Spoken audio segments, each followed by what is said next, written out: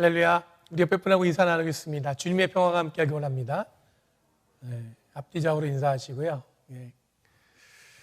오늘은 여러분들 제가 여기 있습니다 라는 말씀으로 제목으로 말씀을 나누려고 합니다.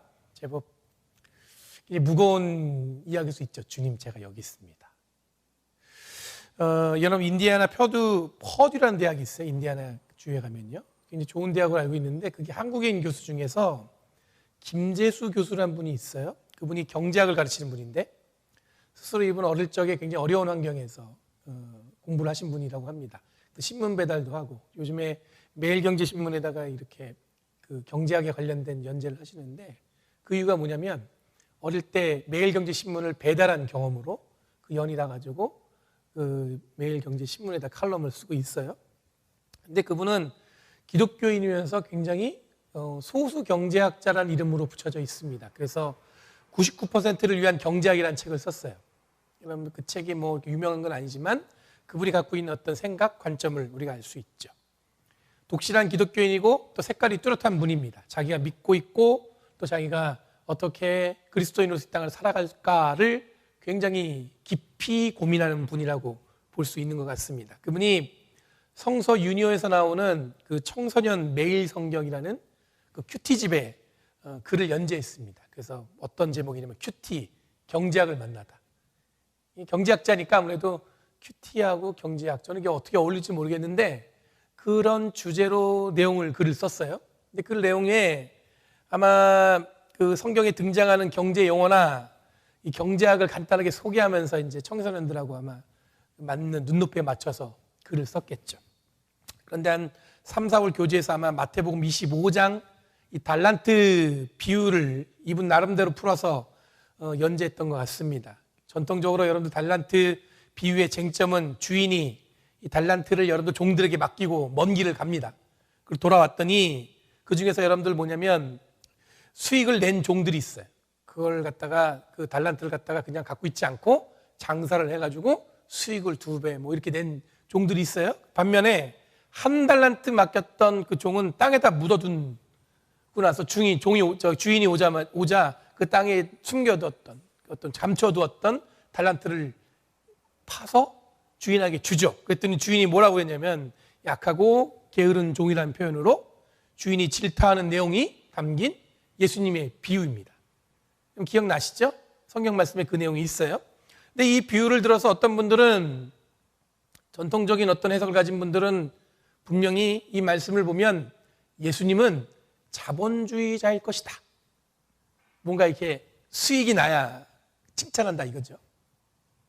근데 아마 이 경제학자인 이 김재수 교수님은 한 달란트를 땅에 묻어둔 종의 관점에서 이 전통적인 해석과 좀 다른 이 성경 해석을 했던 것 같아요. 그러니까 한 달란트를 자기는 어떤 능력이 안 돼서 그냥 땅에다 묻어둘 수밖에 없었던 그 종의 관점에서 성경을 보려고 했죠. 제가 이 이야기를 소개하는 이유는 이 연재된 글로 인해서 많은 사람들이 항의를 했습니다. 경제학자가 어떻게 성경을 그렇게 해석할 수 있느냐부터 시작해가지고 여러 가지 아마 문제가 생긴 것 같습니다. 결국 그 김재수 교수님은 그 연재를 그만뒀어요.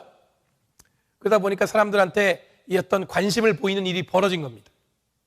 저도 개인적으로 어떤 일인지 어떤 문제가 있어서 그런지 그분이 쓴 글을 꼼꼼히 읽어보았는데 제가 놀란 것은 이분이 쓴 글이 문제가 아니라 이분이 쓴 글에 대한 댓글 때문에 놀랐어요. 어떤 내용의 댓글이 담겼냐면 마귀 새끼, 하나님을 대적하는 자, 지옥불로 이끄는 거짓 교사, 사이비 이단 등 험악한 말로 이 도배된 댓글을 보면서 저에게 질문이 생겼습니다. 성경을 바르게 해석하는 것은 어떤 것을 의미하는 것이고 과연 누가 성경을 바르게 해석했는지 아닌지를 판단할 수 있으며, 그리고 예수님을 자본주의자라고 해석한 해석은 맞는 해석일까? 그 질문이 생겼어요. 그리고 또 한 가지, 성경을 보는 눈이 다르다고 해서 나와 다른 사람을 향해서 그렇게 험악한 답글로 혐오하고 불편함을 표현하는 이 배타성, 이것이 정말로 성경을 바로 해석한 사람이, 그 성경을 올바르게 해석한 사람들의 어떤 그런 관점을 통해서 얻어진 행동일까? 이런 생각이 들었어요. 여러분, 이 질문은 설교하는 목사로서 늘 고민하는 문제입니다. 그리고 오늘날 성경을 읽어내는 성도들도 굉장히 중요하다고 저는 생각이 들어요. 여러분, 교회를 사역하는 목회자로서 그리고 성경을 가르쳐야 하는 목사로서 제가 믿어 의심치 않는 건 예수 그리스도의 복음은 종교적 독점을 저질러 온 사람들을 향해서 하나님의 구원은 누구나에게 열려 있다는 것입니다. 성서에서 누군가에 의해서 결정되는 것이 아니라 여러분, 누군가가 여러분들 그 방향은 알려줘 줄 수 있어요. 근데 우리가 성경을 읽을 때 그 감동하는 이유는 뭐냐면 지금 내 삶과 하나님의 말씀이 딱 부딪히는 순간에 말씀이 살아서 나에게 감동을 주는 거예요. 그러니까 우리가 하나님의 말씀이 살아서 역사하신다, 그 얘기는 무슨 얘기냐면 옛날에 누군가가 성경을 이렇게 봐야 된다고 알려준 그 내용에 따라서 성경을 이해하는 게 아니라 오늘날 2021년을 살아가는 우리들이, 또 다른 곳이 아니라 여러분들 오클랜드나 버클리나 이 베이에리아에 사는 우리들이 말씀을 읽는 순간에 그 말씀이 나에게 감동이 왔다면 여러분들 뭐예요? 말씀이 어떻게 한 거예요? 살아서 역사한 거죠. 그래서 제가 여러분들에게 오늘 부탁드리고 싶은 것은 뭐냐면 성경을 읽어내는 의미는 교과서적, 전통적이라는 용어에서 여러분 갇혀 있어서는 안 되고 누군가가 가르쳐 준 것, 이런 그 관성에 의해서 여러분들 우리의 삶이 그냥 쭉 끌려가면 안 되고 여러분들이 부딪히는 삶과 날마다 새롭게 경험하는 하나님의 손길에 따라서 하나님의 말씀이 살아서 역사한다는 사실을 기억했으면 좋겠어요. 성경 읽을 때 여러분들 정말 살아서 역사한다는 느낌이 들 때가 있어요? 어떨 때 여러분 너무 지루하지 않으세요? 이유가 뭐냐면 우리의 삶에 부딪히지 않기 때문에 그런 거예요. 여러분, 제가 가끔 말씀드린 것 같은데 우리들은 지금 어느 정도 정리된 신학적 관점과 이해를 가지고 성경을 읽어낼 수 있는 굉장히 운이 좋은 럭키한 그리스도인이라고 할 수 있습니다. 바울이나 초대교회 교부들 그리고 이후의 신학자들이 고민하고 싸우고 나름 보편적으로 정리된 관점에서 성경을 이해할 수 있는 눈들은 우리 생겼다는 거예요. 그래서 여러분들 요즘에는 시대가 좋아지니까 여러분들 그 인터넷을 통해서 이렇게 촉촉이 치게만한 그 어떤 의미인지를 읽어낼 수 있죠. 이 단어 뜻이 무엇인지. 그러면 정말 많은 자료들을 볼 수가 있습니다. 근데 그 자료들이 한 개인의 의견이 아니라 많은 사람들이 지금까지 오랫동안 고민하고 또 연구해서 나온 내용들이 잘 정리됐다는 얘기입니다. 예를 들어서 오늘 읽은 본문은 성령에 대한 이해를 로마 교회에 알리는 바울의 노력과 고민이 담겨 있는 본문입니다. 짧은 본문이지만 우리들이 이해해야 할 성령은 무엇이고 성령 받은 사람, 성령 받은 교회는 어떤 삶을 살게 되는가를 바울은 함축된 문장을 통해서 우리에게 알려주고 있습니다. 바울의 이런 노력이 필요했던 것은 아마 당시에 교회가 성령을 잘못 이해했거나 아니면 성령 받음의 본질을 이해하는데 교회가 어려워했었던 것 같아요. 성령이 무슨 의미일까? 성령을 받았다고도 하는데 이게 그 사람들은 받은 성령하고 우리가 받은 성령하고 뭐가 다른가? 특히 여러분들 로마 교회는 바울이 직접 개척한 교회가 아니었습니다. 바울이 함께 복음으로 변화된 동역자들이 복음을 전함으로써 세워진 교회이다 보니까 특별하게 로마 교회에 알려야 할 이 성령의 능력에 대해서 바울이 오늘 말씀을 통해서 정리했다고 볼 수 있습니다. 바울의 이런 노력이 우리를 더욱더 성령을 이해할 수 있는 정확한 방향을 안내해 주고 있는 거예요. 사도행전 말씀만 보면, 그리고 여러분들 사도행전에 기록된 그 제자들의 모습만 보면 성령은 여러분들 뭐냐면 예수를 믿는 사람들에게 주어지는 것이었습니다. 근데 오늘 읽은 성경의 배경, 이 전체적인 맥락을 다 이해하면 우리는 좀 더 확장된 성령에 대한 이해를 할 수 있다는 거예요. 그럼 여러분들이 지금 이해하고 있는 성령의 이해보다도 바울은 더 어떻게 해요? 더 어떻게 적극적으로 여러분들에게 이해할 수 있도록 오늘 본문을 통해서 말씀하고 있다는 얘기입니다. 오늘 읽은 본문에서 바울은 성령을 그리스도인이라면 누구나 받을 수 있는 것을 풀어서 설명하고 있습니다. 그래서 그리스도인이라면, 내가 예수를 믿는 사람이라면 누구나 뭘 받을 수 있어요? 어렵죠. 성령 하고 싶은데 내가 성령 받았나 이런 생각이 드니까 어렵게 느껴지죠. 그런데 바울은 분명하게 예수를 믿는 그리스도인들은 성령 받는다고 얘기하고 있어요. 그럼 지난주에 우리들이 성령의 역사, 성령의 체험이 특별하게 성경에 그려졌지만 교회가 세워지고 복음이 전해지면서 성령에 대한 이해가 확장되고 있음을 오늘 본문을 통해서 보여주고 있습니다. 예를 들어 성령은 특별한 사람에게만 주어지는 것이 아니라 예수 믿는 사람에게 누구에게나 주어지는 것이라고 설명하고 있어요. 우선 12절에서 13절에 보면 바울은 우리들이 더 이상 육신에 살아가는 존재가 아니라고 얘기하고 있습니다.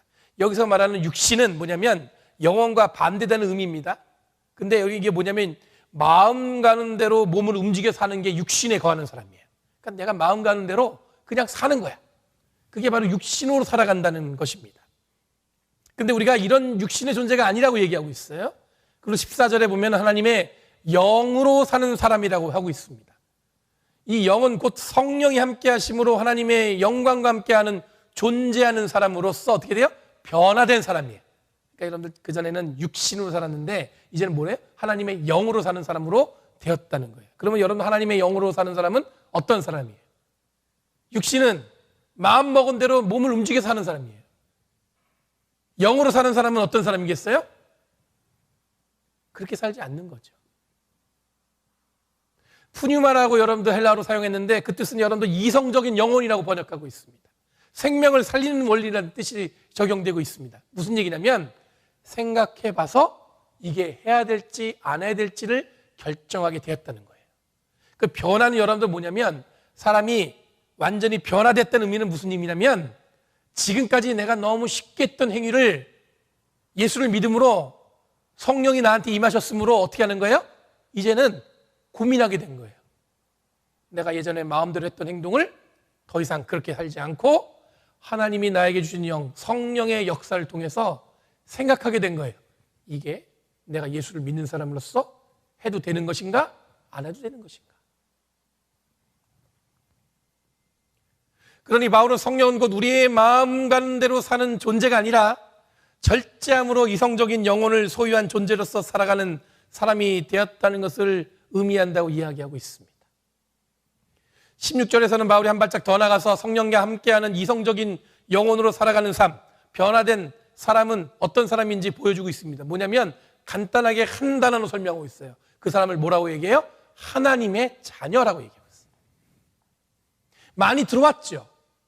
근데 여러분 예수를 믿고 성령 받은 사람은 누구나 하나님의 자녀인데 17절에서는 여러분들 그 하나님의 자녀가 어떻게 되냐면 예수님과 똑같은 어떤 사람이에요? 공동 상속자예요.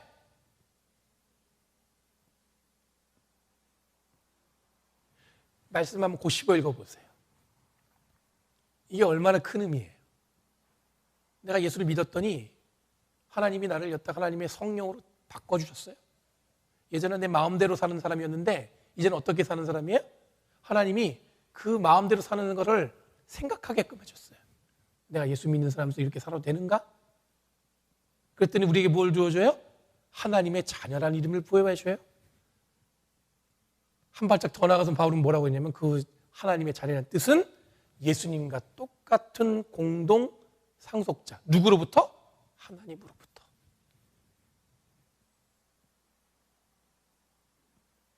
엄청난 말씀이죠.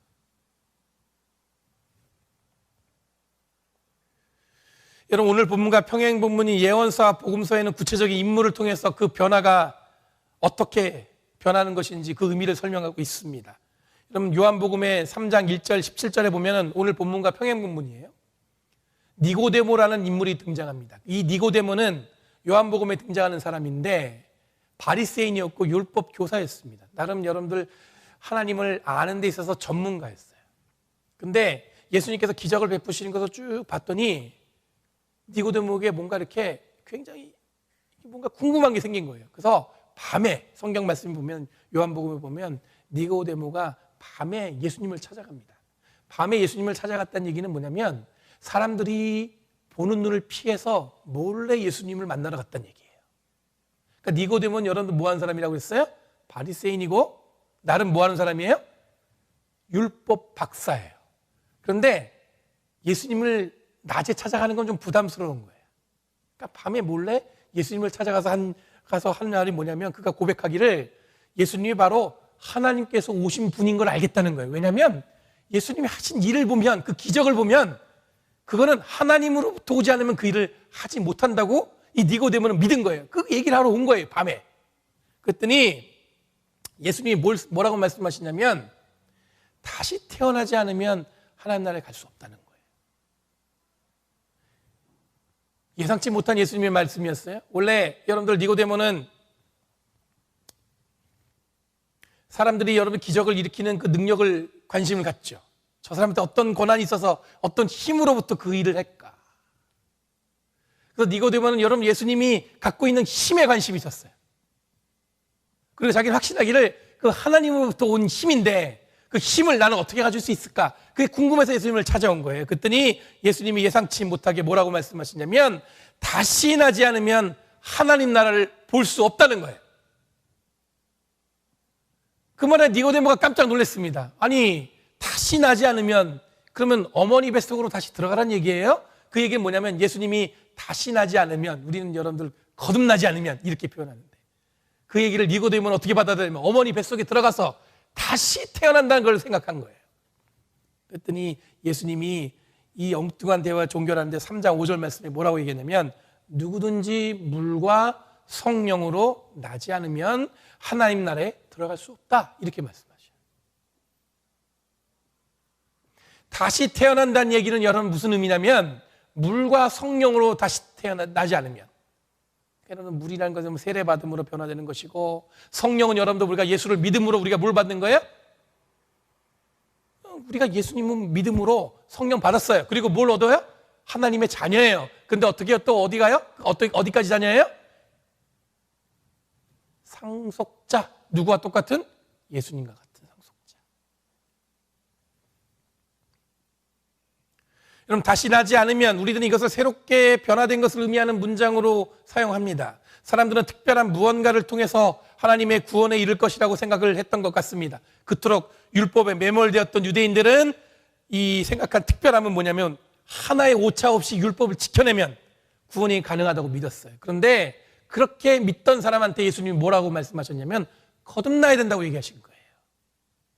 율법보다 중요한 게 뭐냐면 거듭남, 다시 태어남. 뭘로 통해서요? 물과 성령으로. 당시 초대교회에 이해한 성령의 능력은 우리를 거듭나게 하는 것이었습니다. 즉 새로운 존재로 만들어내는 것을 이해하게 되었습니다. 되게 거창해 보이는데 아까 말씀드린 어떤 거예요? 지금까지 내가 마음 내키는 대로 막 살았다면 이제는 뭐예요? 생각하게 된 거예요. 아, 이게 예수 믿는 사람으로서 행해도 되는 건지 안 해도 되는 건지. 그럼 예언서 본문은 이사야서 6장 1절에서 8절 말씀입니다. 여러분 그 말씀에 우시야 왕이 죽었을 때라는 시간이 설정되어 있어요. 우시야 왕은 남유다, 여러분들 이스라엘이 남과 북으로 갈라졌어요. 그 중에 10번째 남유다 왕이었어요. 우시야라는 왕.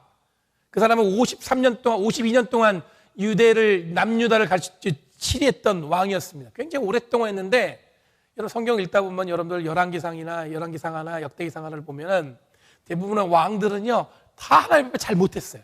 근데 유일하게 몇 안 되는 하나님 앞에 올바른 왕 중에 하나가 바로 우시야 왕이었습니다. 그는 하나님 앞에 바로 서려고 노력했던 자였습니다. 군대를 강성하게 키웠고 또 무역로를 회복해서 나라를 어떻게 했냐면 경제적으로 풍요롭게 만들었습니다. 그뿐만 아니라 이 지역마다 저수지를 만들어서 농사를 질 때 굉장히 훌륭하게 짓게 그렇게 만들어 했습니다. 이런 우시야 왕이다 보니까 이사야가 어떤 기대가 있었냐면 이 왕이라면 예전에 우리가 누렸던 다윗과 솔로몬과 같은 그런 안정되고 평화롭고 확장된 하나님으로부터 인정받는 훌륭한 나라를 다시 세울 수 있겠지, 그런 기대가 이사야에게 있었던 거예요. 그런데 오늘 본문에 보니까 어떻게 됐어요? 그 우시야 왕이 어떻게 된 거예요? 죽었어요. 오늘 본문 여기는 이 본문에 여러분 읽지 않았지만 6장 1절 이전에 여러분들 우시야 왕이 죽었을 때 이 이사야는 어떻게 되냐면 낙심합니다. 저 사람이라면 우리를 새롭게 변화시킬 수 있는 능력 있는 사람이라고 생각했는데 죽어버린 거예요. 그때 오늘 본 이 6장 1절에 여러분들 이사야가 어디라면 성전에 들어갔습니다.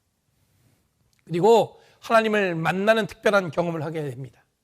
성전에 들어갔더니 보좌에 앉아 계신 주님을 배웠습니다. 그리고 그 옷자락이 성전에 가득했습니다. 그리고 스랍이라고 하는 어떤 천사 같은 것들이 주변에서 날아다니면서 이 왔다 갔다 하는 걸 환상으로 보게 돼요. 스랍들이 거룩하시다 만군의 여호와를 노래를 부를 때 이 성전 문지방이 흔들리고 성전 안에 연기가 가득할 때 이사야가 나는 곧 죽을 줄 모른다는 그런 공포에 사로잡혔습니다. 내가 부정한 입술을 가진 자인데, 이런 고백이 절로 나왔어요. 여러분, 당시에 여러분들 하나님을 보는 것 자체가 죽는 거였기 때문에 이사야가 하나님을 봤다는 생각 때문에 내가 곧 죽겠다는 생각이 든 거예요. 그리고 문지방이 흔들리니까, 연기가 자욱하니까 내가 곧 죽겠구나 이런 생각이 들었어요. 그러면서 그 죽음의 공포가 밀려왔을 때 이사야가 자신이 어떤 존재인지를 고백하는데, 뭐냐면 나는 부정한 존재인데, 이렇게 고백하게 되는 거예요. 그런데 그때 스랍 하나가 이사야에게 날라오게 됩니다. 그리고 스랍이 여러분들 이사야에게 여러분들 뭐냐면 제단에 있는 숯불 갖다가 입술에 댔더니 어떻게 되냐면 그가 갖고 있는 모든 죄와 그리고 모든 악이 다 사라졌다고 그 성경 본문에 기록되어 있어요. 이 스랍이라는 건 여러분들 그 히브리어 말로 세랍이란 말로 번역했는데, 이 세랍은 불꽃 같은 무언가예요. 그러니까 지금 이사야가 본 환상은 뭐냐면 불꽃 같은 무언가가 날아다니는 걸 본 거예요. 이것은 마치 사도행전에서 나왔던 성령 받았던 그 순간의 불꽃 같은 느낌과 같은 거죠.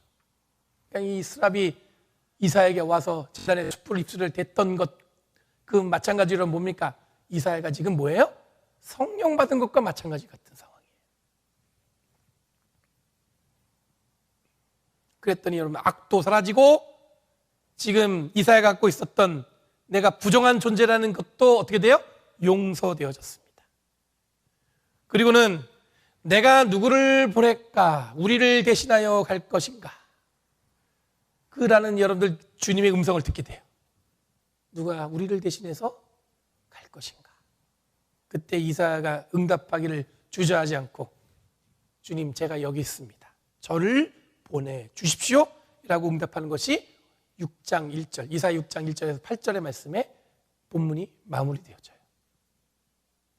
그럼 이사야는 스랍, 성령을 받고 우시야라는 사람을 기대하는 존재에서 하나님을 대신하여 일하는 존재로 변화되었습니다.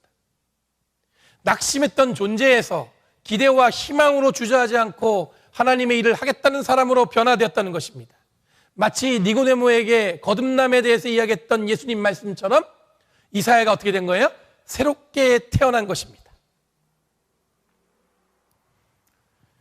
오늘 읽은 성경 말씀을 통해 우리들이 분명히 드러난 성령의 의미를 확인할 수 있습니다. 성령은 예수님을 믿는 모든 사람들에게 주어지는 것입니다. 그리고 이 성령은 우리를 어떻게 해요? 변화로 이끌어갑니다.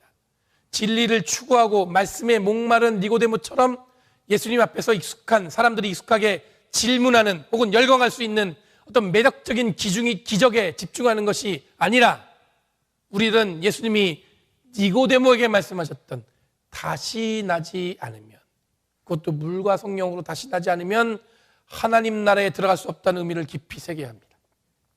또한 이사야가 자신이 인간적으로 기대했던 존재에서 성령을 통해서 하나님의 음성을 듣고 주님, 제가 여기 있습니다 라고 응답한 변화에 주목해야 합니다.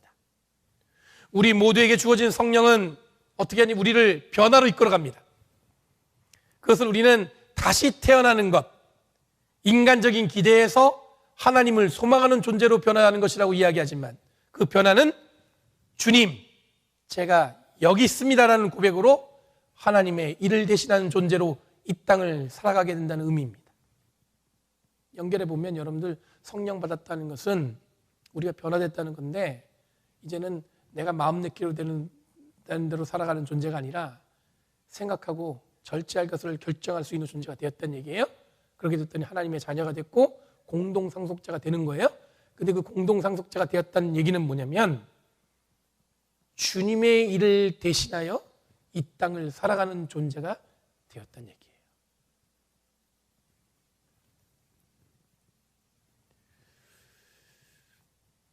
여러분, 그러면 하나님의 일을 대신한 존재는 성경을 읽어내면서 누군가를 적대하거나 적대적으로 대하거나 혐오적이거나 배타적인 말로 응답하는 존재는 결코 아니라는 것을 기억해야 합니다. 성경을 읽어내는 그리스도인으로 우리들이 분명하게 생각할 것은 뭐냐면, 우리들의 존재가 성령 받음으로 변화되었고 거듭나게 되었고 하나님의 일을 대신하며 살아가는 존재가 그리스도인임을 기억하시는 저와 여러분이 되길 간절히 바랍니다. 제가 여기 있습니다. 저를 보내주십시오. 이 고백은 단지 여러분 선교를 위해 부름받은 자에게만, 혹은 사명받았다는 자에게만 주어진 고백이 아니라 성령 받음으로 하나님의 자녀로 상속자된 모든 그리스도인들이 세상에 어떤 상황에 놓여 있든지 하나님이 하실 일을 대신하며 살아가는 존재라는 것을 의미하는 것입니다. 우리가 예수를 믿는다면. 여러분 예수를 믿으시죠? 그렇다면 여러분들은 이미 성령 받은 존재고 변화된 존재예요. 그리고 어떻게 하는 거예요? 주님의 일을 대신하기 위해서 이 땅에 살아가는 존재라는 거예요. 그러니까 주님, 제가 여기 있습니다. 저를 보내십시오. 이게 누군가에게 특별한 사람에게만 주어지는 것이 아니라 예수를 믿는 모든 자에게 주어지는 고백이라는 것을 기억하시는 저와 여러분 되기 원합니다. 여러분, 오늘 제가 여기 있습니다라는 고백과 함께 저를 보내주십시오라는 결단을 여러분들 누군가를 혐오하거나 배타적으로 대하는데 사용하는 것이 아니라 우리를 성령으로 하나님의 자녀, 상속자 삼아주신 거룩하신 주님의 은혜로 이 땅을 살아가며 그 은혜를 나누시는 저와 여러분 되기를 간절히 바랍니다. 기도하겠습니다.